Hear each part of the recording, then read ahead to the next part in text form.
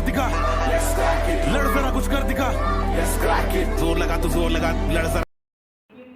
देखो ये जो है सेकेंड इक्वेशन ऑफ मोशन है, ठीक है, चैप्टर 8 क्लास 9 का है और पेपर और क्वेश्चन में आता ही आता है। करना क्या है, सबसे पहला चीज क्या है, जब भी डेरिवेशन है सेकेंड इक्वेशन ऑफ मोशन का तो हमेशा याद रखना हम एवरेज वेलोसिटी टाइम ग्राफ बनाते हैं इसमें, और कह सकते हो क्या बनाते हैं, वेलोसिटी टाइम ग्राफ बनाते हैं। तो यहाँ पे कैसे हम डेरिवेशन करेंगे, तो सबसे पहला चीज क्या लिखोगे, displacement is equal to average velocity multiply by time, ठीक है। अगर डिस्प्लेसमेंट निकालना है तो एवरेज वेलोसिटी को किससे मल्टीप्लाई कर रहे हैं, टाइम से कर रहे हैं। और एवरेज वेलोसिटी का फार्मूला होता है, क्या होता है, initial velocity plus final velocity divided by 2। तो हम एवरेज वेलोसिटी की जगह पे क्या लिख देंगे, इसका फार्मूला लिख देंगे, मल्टीप्लाई कर देंगे, किससे मल्टीप्लाई कर देंगे, टाइम से मल्टीप्लाई कर देंगे, ठीक है। अब देखो डिस्प्लेसमेंट को हम शॉर्ट में क्या लिखते हैं, सिंबॉलिक रिप्रेजेंटेशन जो होता है उसमें क्या लिखते हैं हम लोग, एस लिखते हैं। That means S is equal to क्या हो जाएगा यहाँ पर, एस इज इक्वल टू हो जाएगा इनिशियल वेलोसिटी को हम लोग लिखते हैं यू, फाइनल वेलोसिटी को हम लोग लिखते हैं v अपॉन में 2 मल्टीप्लाई बाय क्या हो जाएगा यहाँ पे, टाइम का सिंबॉलिक रिप्रेजेंटेशन क्या है, t। अब ध्यान से समझो, अगर सेकेंड इक्वेशन ऑफ मोशन का बात करें तो सेकेंड इक्वेशन ऑफ मोशन आपका है क्या, s is equal to ut plus half at square है। क्या इस पूरे इक्वेशन में कहीं भी v है, नहीं है ना। दैट मींस इस v को मुझे क्या करना पड़ेगा, रिप्लेस करना पड़ेगा। इस v को रिप्लेस करने के लिए क्या करेंगे हम लोग, first equation of motion use कर लेंगे। क्या लिखेंगे यहाँ पे, लिखेंगे यहाँ पे by using first equation of motion,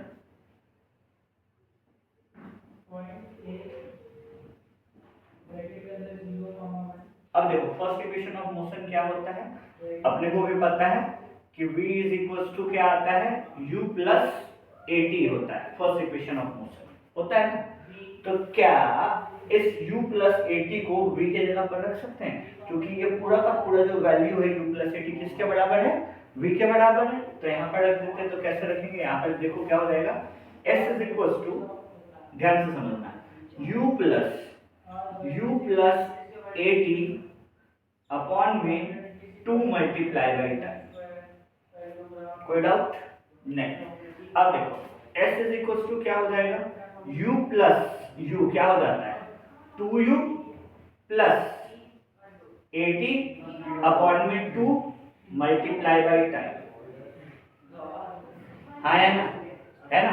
अब एक चीज बताओ, इससे इसको भी मल्टीप्लाई करेंगे और इससे इसको भी मल्टीप्लाई करेंगे, दोनों ही टर्म मल्टीप्लाई होगा तो क्या हो जाएगा, ध्यान से देखो, s is equal to 2ut plus 80 square upon में 2 हो जाएगा ना। अब मैथ्स का एक टर्म हम लोगों ने सीखा है, क्या सीखा है जरा देखो, क्या अप्लाई करेंगे, a plus B divided by C को हम लोग लिखते हैं a divided by C plus b divided by c, लिखते हैं ना, लिखते हैं नहीं लिखते हैं।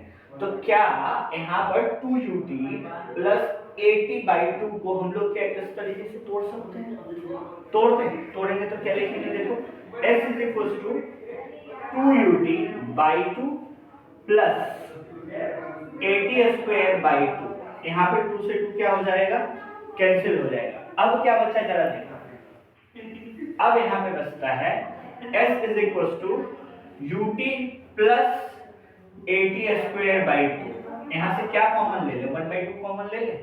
That means s is equal to क्या हो जाता है, ut प्लस हाफ 80 स्क्वायर। बात समझ में आए कैसे आए, तो अब तो गलती नहीं होगा। तो जो बीच में तुम स्टेप खा जाते हो ये मत खाना, पहला काम तो ये। दूसरा काम, अब इतना लिखने के बाद क्या लिखना है, इतना लिखने के बाद आपको लिखना होगा where a is equals to acceleration, ठीक है, a is equal to acceleration, u is equals to initial velocity,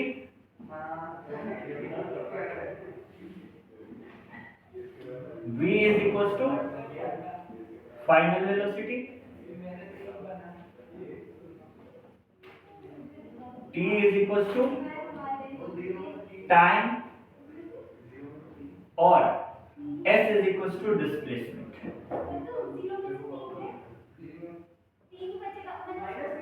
बात समझ में है? जो हमने टर्म यूज किया है फिजिकल टर्म और जिसका सिंबॉलिक रिप्रेजेंटेशन हमने क्या किया, डेरिवेशन को प्रूव करने के लिए किया है, हमने उसको लास्ट में क्या कर दिया, नोटेट कर दिया, जिससे टीचर को पता चल जाए कि हाँ कहाँ पे क्या हम लोगों ने चेंज किया। बात समझ में आ गया? नोट डाउन करो।